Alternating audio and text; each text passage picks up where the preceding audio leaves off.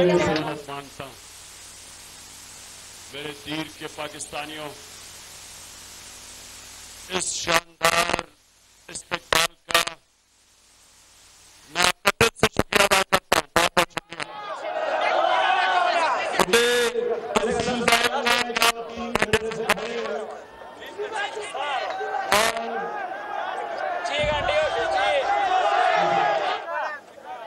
आपका जो शौर और आपका जो जुनून, उसको सलाम पेश करता हूं।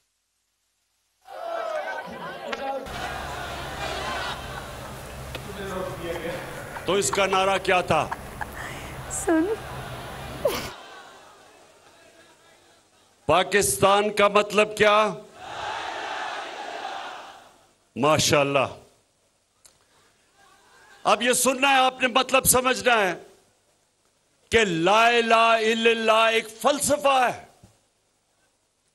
जब आप ये दावा करते हैं कि अल्लाह तेरे सिवा और कोई खुदा नहीं, और अगर मैं किसी और खुदा के सामने झुकता हूं, वो बहुत बड़ा गुनाह शिर्क कहलाया जाता है, शिर्क है। तो नौजवानों याद रखें, ला इलाहा इल्लल्लाह इंसान को गैरत देता है। एक गरीब से गरीब इंसान भी होगा, जब वो किसी के सामने झुकेगा नहीं, लोग उसकी इज्जत करेंगे। और बड़ा अमीर तरीन पैसे वाला आदमी जब वो किसी के सामने झुकता है, कोई इज्जत नहीं करता उसकी। तो मेरे नौजवानों,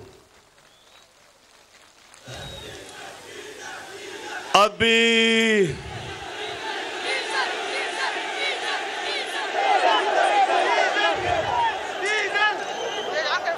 मेरी जनरल बाजवा से बात हो रही थी। उन्होंने कहा कि इमरान देखें, फजलुर रहमान को डीजल ना कहना।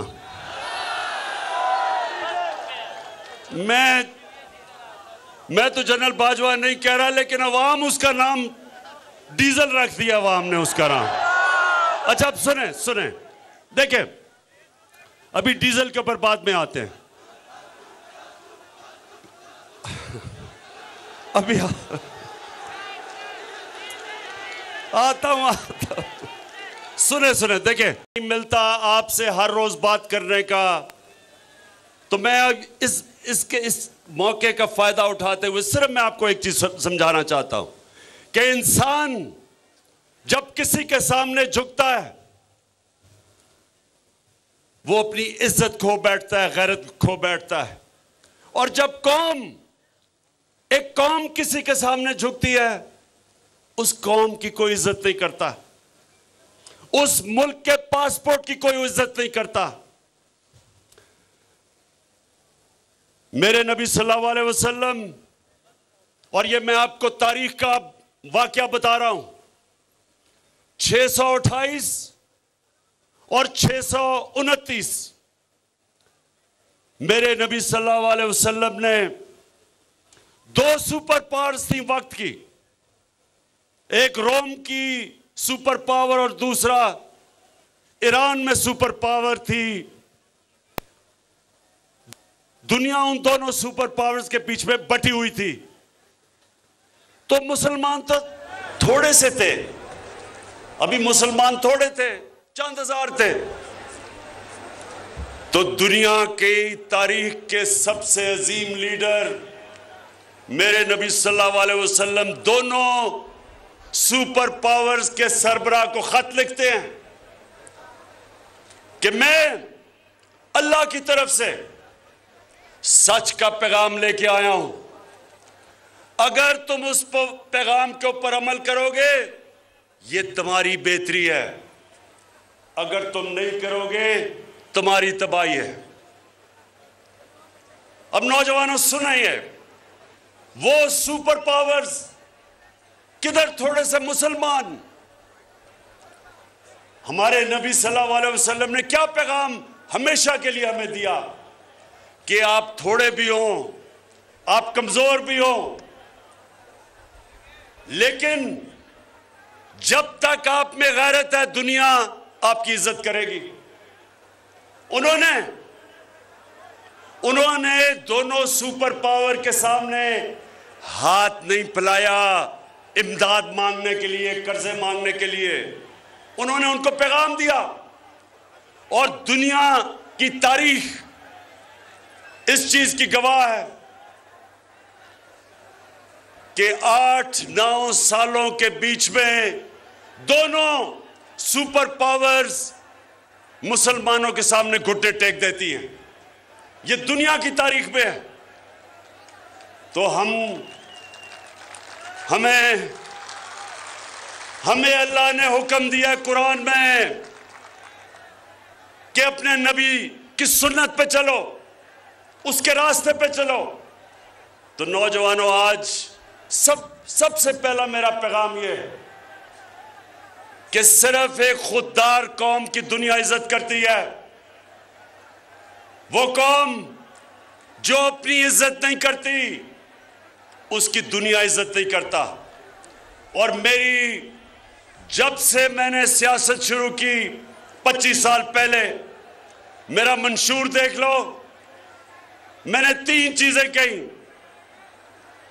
कि सबसे पहले हम पाकिस्तान को एक खुददार कौम बनाएंगे, अपने पैर पे खड़ा करेंगे और कलमा ला इलाहा इल्लल्लाह के ऊपर अमल करेंगे कि सिवाय अल्लाह हम किसी के सामने सर नहीं झुकाएंगे। दूसरा, इंसानियत, कि हम अपने मुल्क को एक फलाही रियासत बनाएंगे उस तर्ज पे जो हमारे नबी सल्लल्लाहु अलैहि वसल्लम ने मदीना में दुनिया की तारीख में पहली दफा फलाही रियासत बनाई थी। और तीसरी चीज कि हम अपने मुल्क में अदल और इंसाफ का कानून लेके आएंगे, ताकतवर को कानून के नीचे लेके आएंगे। ये 3 चीजें मेरे मंशूर का हिस्सा था 25 साल पहले। और ये मंशूर हमने मदीना की रियासत से लिया था, जिधर हमारे नबी सल्लल्लाहु अलैहि वसल्लम ने इन 3 उसूलों के ऊपर मदीना की रियासत को खड़ा किया था। तो आज सबसे पहले मेरे ये जो 3 स्टूजेस हैं, ये जो 3 इकट्ठे हो गए हैं, ये तीनों वो लोग हैं जो 30 साल से 35 साल से मुल्क पे हुकूमत कर रहे हैं। अगर आज हमारे हरे पासपोर्ट की दुनिया में इज्जत नहीं, इन तीनों की वजह से, क्योंकि इन्होंने हमारे मुल्क को मकरूज किया। इन्होंने जाके जो भी बड़े बड़ी पावर थी उनके सामने झुके। इनके पिछले 2008 से लेके 2018 तक 400 ड्रोन अटैक हुए पाकिस्तान में। हमारे कबायली इलाके में 400 ड्रोन अटैक हुए, हमारे शहरी मारे गए, हमारी औरतें, बच्चे, बुजुर्ग, बेकसूर लोग मारे गए। ये 2 जरदारी और नवाज शरीफ जो इख्तिदार में थे, एक दफा इन्होंने मजम्मत नहीं की, एक दफा इन्होंने ये नहीं कहा कि ये सारे इंटरनेशनल कानून के खिलाफ है कि आप एक मुल्क आपकी मदद कर रहा है, उसी को आप बमबारी कर रहे हैं। और आज मेरे दीर के नौजवानों, ये क्यों नहीं इन्होंने मजम्मत की? क्योंकि इनके अरबों रुपए और असासे बैरूनी मुल्कों में पड़े हुए हैं और उनकी वजह से इन्होंने एक दफा अपने शहरियों के ऊपर जो जुल्म हो रहा था उसकी मजम्मत की। कौन मजम्मत कर रहा था, कौन मुजाहरे कर रहा था? आपकी जमात तहरीक इंसाफ। हम सड़कों पर निकले हुए थे।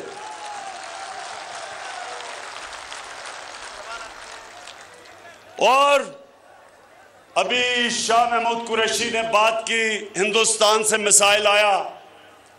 यही हिंदुस्तान जब नवाज शरीफ इक्तदार में था तो नरेंद्र मोदी बार बार पाकिस्तान की फौज को दहशतगर्द कह रहा था, पाकिस्तान के आर्मी चीफ को दहशतगर्दों का सरबराह कह रहा था।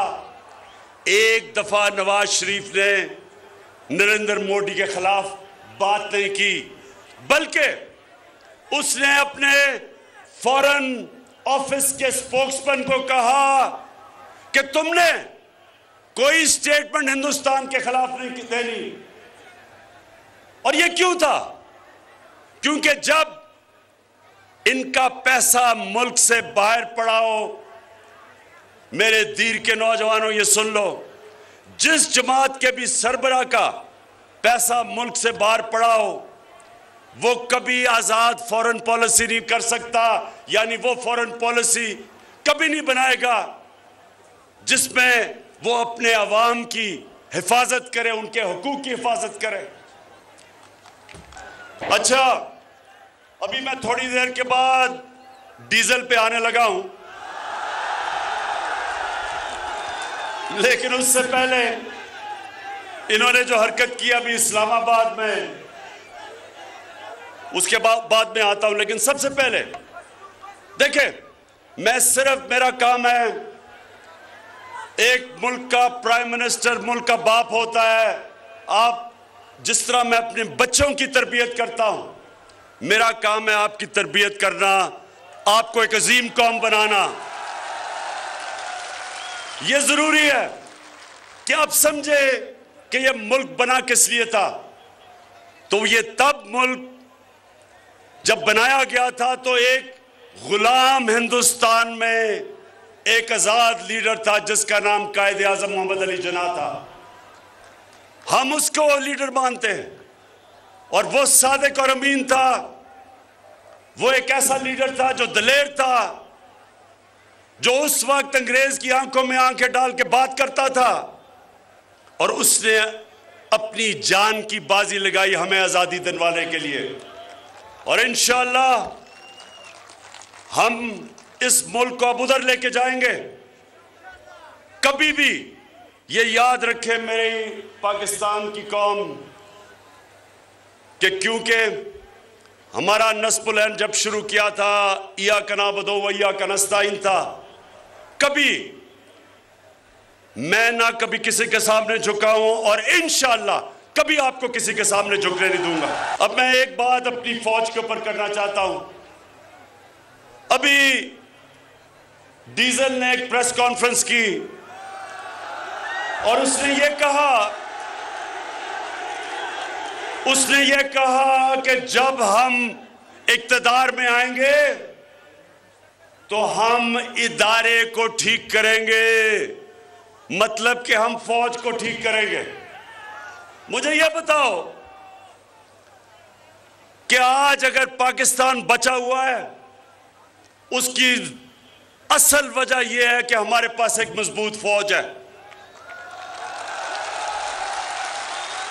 आज आप नौजवानों मुसलमान दुनिया में देखें, मुसलमान दुनिया में कितना बड़ा अजाब आया हुआ है, तबाह हुए हुए मुसलमान मुल्क।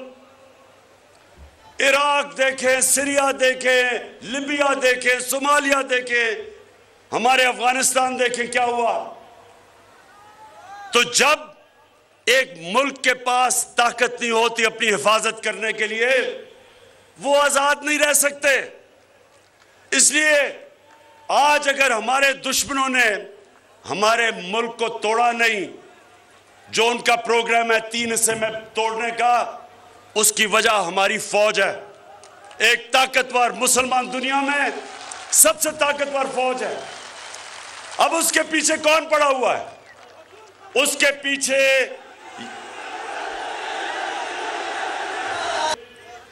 पहले तो ये जो डीजल ने कहा है कि हम इदारे को ठीक करेंगे।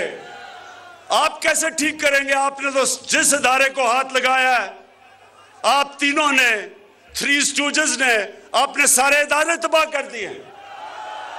आपने तो अदालतों के ऊपर अटैक किया, आपने तो जजेस को खरीदा, आपने तो डंडों से सुप्रीम कोर्ट के चीफ जस्टिस को भगाया। आपने तो टेलीफोन कॉल कर करके जजों से फैसले लिए। आपने तो मीडिया के ऊपर लिफाफा जर्नलिज्म शुरू की, रिश्वत दी। आपने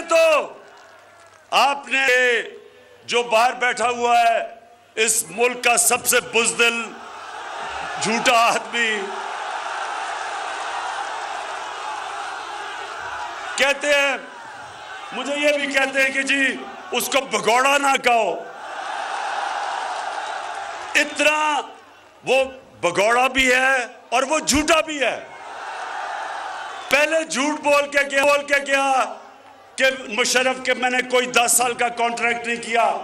अब झूठ बोल के गया है कि जी मेरी तो तबीयत बहुत बुरी है, मैं तो मरने लगा हूं, अगर मैं बरतानिया ना गया तो मैं मर जाऊंगा। तो तब गया तो उसने, सुने जरा, उसने छांगा मांगा की सियासत शुरू की।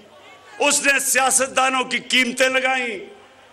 उस आदमी ने ये लिफाफा सहाफत शुरू की। उस आदमी ने आर्मी चीफ को, आसिफ नवाज जंजुआ को BMW गाड़ी से रिश्वत देने की कोशिश की। तो वो आज फौज को ठीक करेंगे। वो आदमी है जिसने काठमांडू के नेपाल में नरेंद्र मोदी से छुप के मिल रहा था अपनी फौज के खिलाफ, जिसने नरेंद्र मोदी को शादी पे बुलाया जो कि कश्मीरियों के ऊपर जुल्म कर रहा था। क्या वो ठीक करेगा फौज, या वो डीजल जिसने अमेरिकन एम्बेसडर के पास बैठ के कहा, एन पैटरसन को, उसने अमेरिकन एम्बेसडर को कहा कि मैं आपकी खिदमत करने के लिए, और या वो आसिफ जरदारी पाकिस्तानी फौज को ठीक करेगा। मुल्क की सबसे बड़ी बीमारी उसने, आसिफ जरदारी ने, सुने जरा, आसिफ जरदारी ने एक मेमो गेट हुआ था, अमेरिकनों को खत लिखता है कि जी मुझे अपनी फौज से बचा लो। क्या वो फौज को ठीक करेगा, या वो छोटा शोबा शरीफ?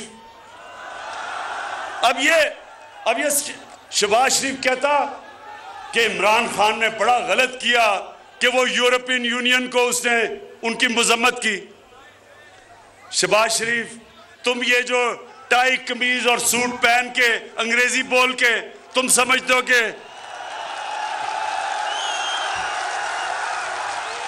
ये शहबाज शरीफ भी अपनी टाई पहन के उनको कहता है, सर मुझे मौका दे, मैं आपकी बड़ी अच्छी खिदमत करूंगा।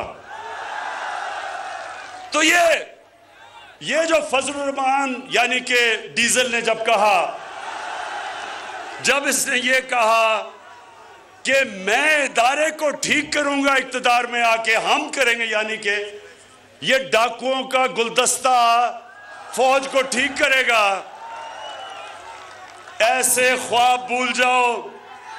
मैं इन सारों को एक पैगाम देता हूं, मैं इन सबको एक पैगाम देता हूं कि इंशाअल्लाह दूध का दूध पानी का पानी होने लगा।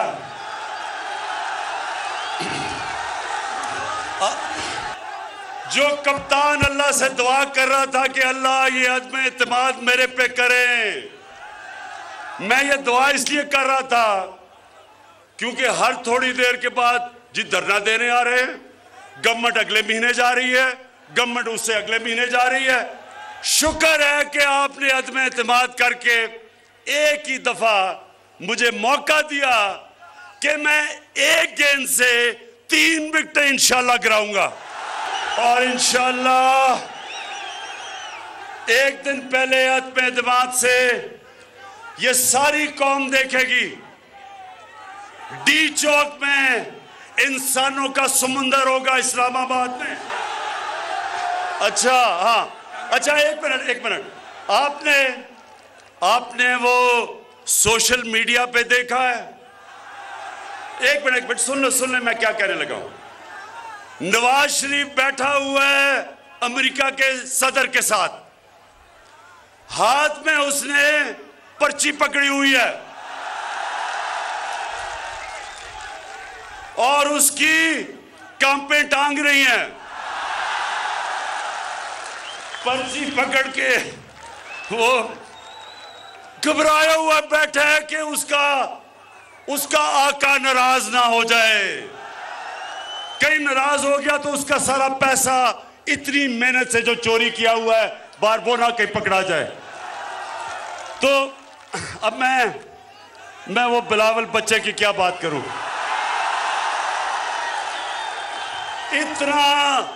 इतना पैसा खर्च करके इस्लामाबाद पे आया, वो बेचारे सिंध से लोगों को पैसे दे दे के लेके आया वहां इस्लामाबाद, और उधर लोगों से पूछे जी उसका क्या पैगाम था, उन्होंने कहा जी कांपे टांग रही हैं। अच्छा सुने आप, दूसरी चीज देखें, मैं बाद में दूसरी, ये जब तक बिलावल सियासत छोड़ेगा तो नए अल्फाज निकलाएंगे, जिस तरह कांपे टांग रही है, चीनी उग रहा है, और एक और वो क्या बारिश आटा है। तो इंशाल्लाह ये सारी चीजें, जब आप एक लीडर को जबरदस्ती बनाने की कोशिश करें, क्योंकि जनाब उसके नाना साहब लीडर थे तो उसको भी आपने बनाया, यही होता है, फिर कांपे टांगती हैं। अच्छा जी सुने जरा, दूसरी चीज बाद में दूसरी चीज, नौजवानों, मेरी जो सबसे ज्यादा कोशिश है, पहले सुन ले बाद में आऊंगा, सबसे ज्यादा कोशिश है कि मदीना के रियासत के तर्ज पे पाकिस्तान को एक फलाई रियासत बनाऊं, और मुझे अल्लाह का करम है कि उस रास्ते पे हम निकल गए हैं। नौजवानों, अब आपके यहां से दीर से बड़े लोग बाहर काम करते हैं, उनसे कभी पूछे कि कोई दुनिया में इस वक्त मुल्क है जिधर हर खानदान के पास 10 लाख रुपए की हेल्थ इंश्योरेंस है, किसी भी अस्पताल में जाके अपना इलाज करवाएं। एक मुल्क बता दें, ये इंशाल्लाह दुनिया के लिए पाकिस्तान एक मिसाल बनेगा। हमारे पास अभी वसाइल नहीं है, अभी पैसे नहीं है, अभी तो टैक्स इकट्ठा होना शुरू हुआ है, लेकिन अभी से हमने वो कदम उठाया है जो अमीर तरीन मुल्क भी नहीं कर सकते, कि हर अपने खानदान को आप 10 लाख रुपए की हेल्थ इंश्योरेंस दें, किसी भी अस्पताल में जाके इलाज करवा सके। और ये हमारा सफर है उस तरफ, इस मुल्क को एक इंसानियत का निजाम लाके एक ऐसी फलाई रियासत बने जो सारी मुसलमान दुनिया हमारी मिसाल से सीखेगी।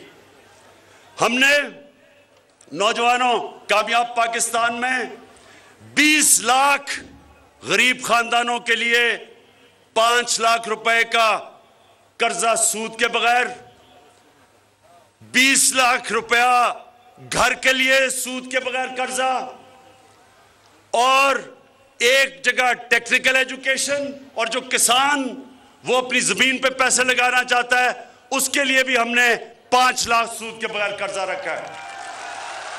उसके अलावा क्योंकि महंगाई है, आलमी महंगाई आई हुई है, महंगाई का दुनिया में समुंदर आया हुआ है, 40 साल के बाद अमेरिका जैसी जगह में सबसे ज्यादा महंगाई है।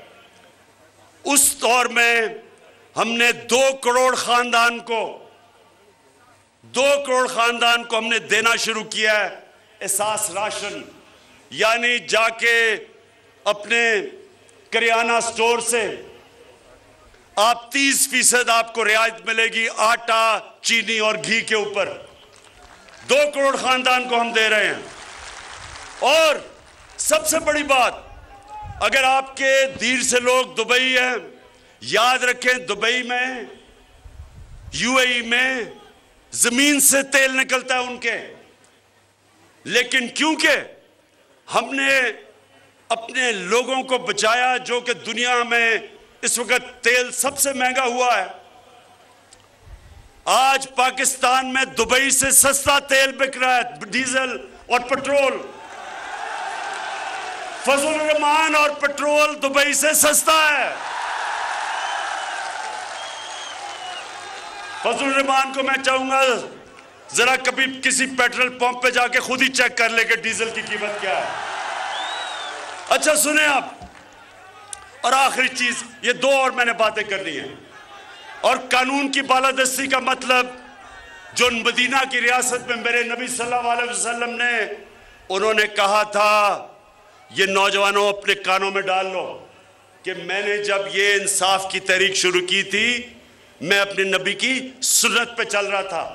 उन्होंने कहा था कि जिस माशरे में इंसाफ नहीं, जिस माशरे में इंसाफ नहीं, और इंसाफ का मतलब कि कमजोर और ताकतवर के लिए एक कानून, उन्होंने कहा तुम्हारे से पहले बड़ी कौमें तबाह हुई, जिधर जब ताकतवर डाकू चोरी करता था तो उसको सजा नहीं मिलती थी, सिर्फ जब कमजोर गरीब चोर जब चोरी करता था उसको जेल में जब डालते हो कौम तबाह हो जाती है। आज जो मेरा मुकाबला है ये इन तीन डाकुओं से, ये तीनों डाकुओं से मेरा मुकाबला है। और जिस तरह मैं फिर अल्लाह तेरा शुक्र अदा कर रहा हूं कि इन्होंने अदम एतमाद कर दिया, ये मेरी नशिस्त में आ गए हैं। एक इन स्विंग यॉर्कर से तीनों की विकेटें इंशाल्लाह गिराऊंगा। ये जो तीन डाकू हैं ये मेरे से क्या मांग रहे हैं, क्या मांग रहे हैं मेरे से? NRO। शाबाश, माशाल्लाह माशाल्लाह, मेरी नौजवान कौम में बहुत शऊर है। मैं दाद देता हूं आपको। मेरे से कहते हैं जी इमरान खान हम तुम्हारी गवर्नमेंट गिरा देंगे अगर तुम हमारे करप्शन के केस बंद नहीं करोगे। मैं इनको कहता हूं गवर्नमेंट गिरानी तो मेरे लिए आसान चीज है, मुझे अपनी जान भी देनी पड़े मैं तुम्हें नहीं छोड़ूंगा। मैं तुम्हारे सामने पॉलिटिक्स नहीं कर रहा, मैं तुम्हारे खिलाफ जहाद लड़ रहा हूं। आपने, मेरे नबी ने कहा कि ताकतवर डाकू जब चोरी करता है आप उसको सजा नहीं देते, मुल्क तबाह हो जाता है। अल्लाह ने इस मुल्क को हर नेमत से नवाजा है, हर चीज दी है, लेकिन क्यों हम उतना अजीम मुल्क नहीं बन सके जो हमें बनना चाहिए था?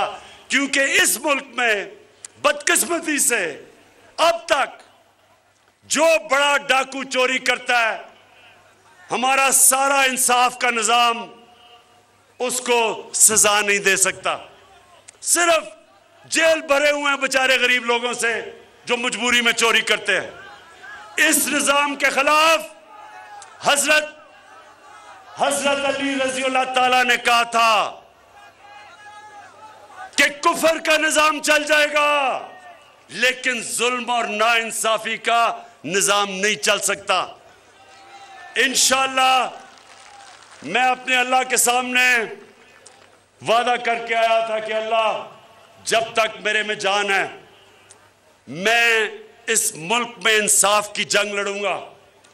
ये जो डाकुओं का टोला इकट्ठा हो गया है, अब इनकी तीनों की शक्लें तो जरा पहले देखें। एक तरफ खतरनाक डीजल,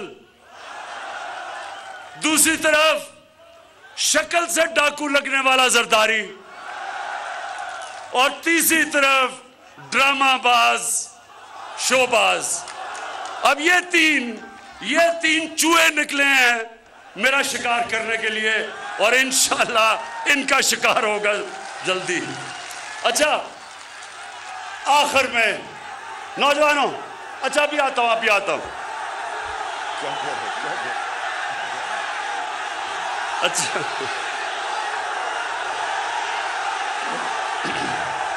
अच्छा सुने अब तीन चीजें मेरे नबी सल्लल्लाहु अलैहि वसल्लम ने मदीना की रियासत में तीन उसूल बनाए थे: खुददारी, इंसानियत और इंसाफ, ये 3 उसूलों के ऊपर मदीना की रियासत खड़ी हुई थी।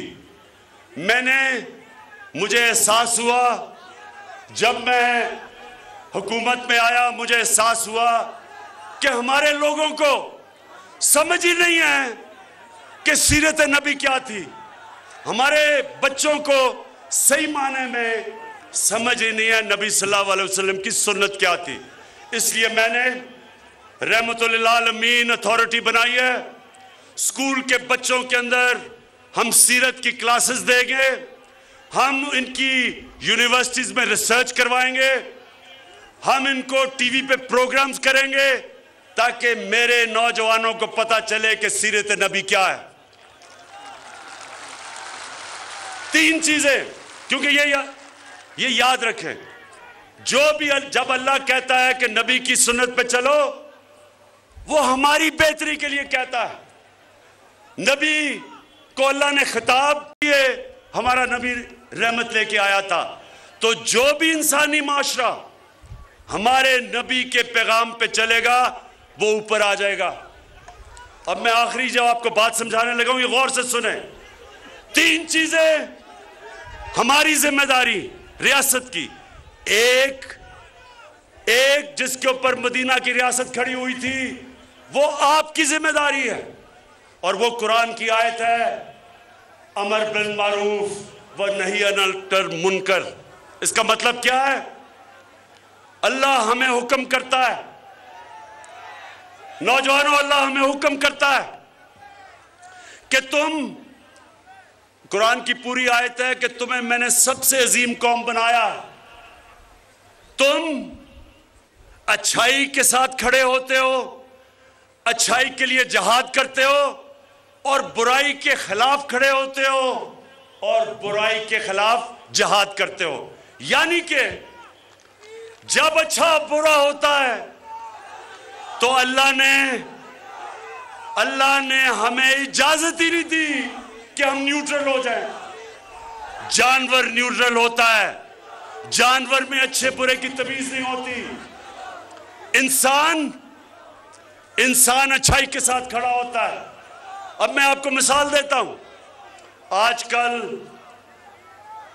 ये सारी ऑपोजिशन, इनके लोग थैले नोटों के लेके फिर रहे हैं, सारी कौम के सामने 15-15, 20-20 करोड़ हमारे एमएनएस को कह रहे हैं कि अपना जमीर बेच दो।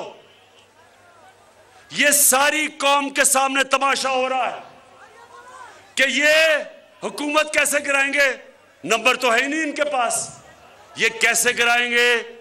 ये कोशिश कर रहे हैं कि हमारे एमएनएस के जमीर को खरीदो, 15-20 करोड़ की थैलियां लेके फिर रहे हैं। अब मैं नौजवानों आपको बताऊं, मेरा इतना टाइम गुजरा है मगरिब में, बरतानिया में मैं यूनिवर्सिटी भी गया, क्रिकेट भी खेलता था। जो हमने जमहूरियत ली वो बरतानिया से ली। बरतानिया के अंदर कोई तस्वर भी नहीं कर सकता कि कोई किसी को पैसा दे के उसका जमीर खरीदेगा, किसी एमएनए का, एमपीए का, तस्वर भी नहीं है। वो कौम, अगर उनको ये शक भी पड़ जाए कि किसी पॉलिटिशियन ने अपना जमीर बेचा है, वो सारे माशरे में शक्ल दिखाने के काबिल नहीं रहेगा, क्योंकि वो अमर बिल मारूफ पे चल रहे हैं। हमारे मुल्क की बदकिस्मती देखो कि इन चोरों ने या इस मुल्क में 35 साल हुकूमत करके हमें अच्छे और बुरे की तमीज खत्म कर दी है। कहीं दुनिया के महज़ब माशरे में कौन सा पॉलिटिशियन अपना जमीर बेचता पैसे लेके? उसको तो सिर्फ ये ना हो कि माशरे में शक्ल ना दिखा सके,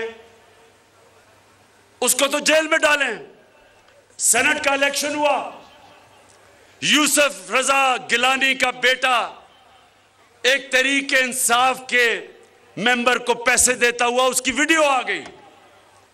ये वीडियो अगर मैं जो जानता हूं किसी भी मगरबी जमहूरियत में आती वो सब आज जेल में होते और उसको सजा मिली होती। तो ये मेरा नौजवानों, हमें अल्लाह की इस जो हुक्म है इस आयत पे हम सबको चलना चाहिए। मैं जो डीग चौक पे लोग बुला रहा हूं एक दिन पहले अदम एतमाद से, मैं अपनी कौम को सिर्फ इसलिए बुला रहा हूं कि इनको बताने के लिए, ये जो डाकू तीन इकट्ठे हुए थ्री स्टूजेस, इनको ये बताने के लिए कि हमारी कौम जिंदा है, हमारी कौम अमर बिल मारूफ पे खड़ी है। हम अच्छाई को अच्छाई समझते हैं और बदी को हम सब ने मिलके खत्म करना है इस माशरे से। नौजवानों, मैं आपको एक और मिसाल देता हूं। करप्शन में अब जो शहबाज शरीफ है, इसके चपरासी के बैंक अकाउंट में ₹4.25 अरब रुपया निकला है। 4.25 अरब रुपया का मतलब 375 करोड़ रुपया इसके चपरासी के, मकसूद चपरासी के अकाउंट में निकला है। 16 अरब रुपया, 1600 करोड़ रुपया इसके नौकरों के अकाउंट में निकला है। ये अगर किसी भी मगरब मुमालिक में इस तरह होता, इसलिए वो मुल्क हमारे से आगे हैं, वो ज्यादा अल्लाह का हुक्म फॉलो कर रहे हैं। वहां किसी की, उस सियासतदान की जुर्रत ना होती, किसी पब्लिक में जाता, अब तक जेल की सजा हो चुकी होती। यहां जनाब वो अपनी नेल्सन मंडेला की शक्ल बना के तकरीरें कर रहा है, असेंबली में जाके एक एक। अच्छा, जब नैब की अदालत में जाना होता है तो कमर में दर्द हो जाती है, जब असेंबली में तकरीर शुरू करता खत्म ही नहीं करता, कमर ठीक होती है वहां। जब अदालत में जाना होता है लंबी लंबी डेट्स लेता है। तो नौजवानों, मेरी बात सुन लें, कभी भी अल्लाह की बरकत उस माशरे में नहीं आएगी जिधर जुल्म हो।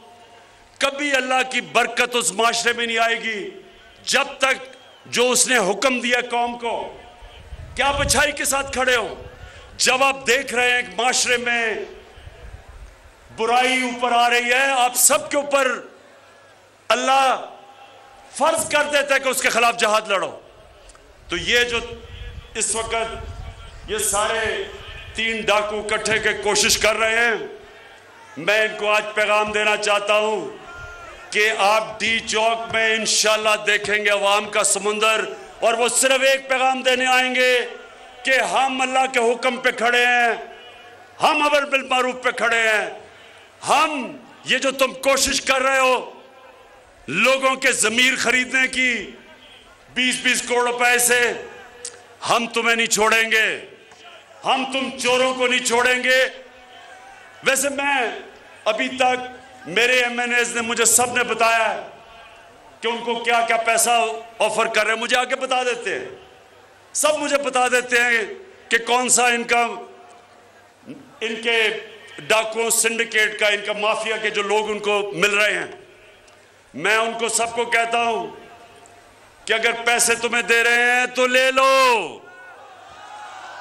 पैसे दे रहे हैं रख लो, 20 करोड़ रुपया अगर दे रहे हैं रख लो। कोई यतीम खाना खोल देना, कोई लंगर खाना खोल देना, कोई गरीबों की मदद कर देना, कोई स्कूल खोल देना, क्योंकि हराम का पैसा है, ले लो इनसे। लेकिन कभी अपना जमीर ना बेचना, क्योंकि इज्जत जिल्लत देने वाला खुदा है, रिस्क देने वाला खुदा है। जो भी अपना जमीर बेचता है ऊपर वाला उसे कभी माफ नहीं करता। मैं आखिर में दीर के लोगों, जिस तरह का आज आपने शानदार इस्तकबाल किया है, दिल से आपका मैं शुक्रिया अदा कर रहा हूं। जो आपने शऊर दिया है, मैं आपको आज खराजे तहसीन पेश करता हूं, जिस तरह का आप में शऊर है। और इंशाअल्लाह ये जब आप सब देखेंगे कि ये जो मैच होगा पार्लियामेंट के अंदर अदम इत्तेमाद का, आप देखेंगे कि वो मैच जब आपका कप्तान जीतेगा तो तब मैं इन डाकुओं से क्या करता हूं। पाकिस्तान जिंदाबाद। सब्सक्राइब करें और बेल दबाएं ताकि कोई खबर रह न जाए।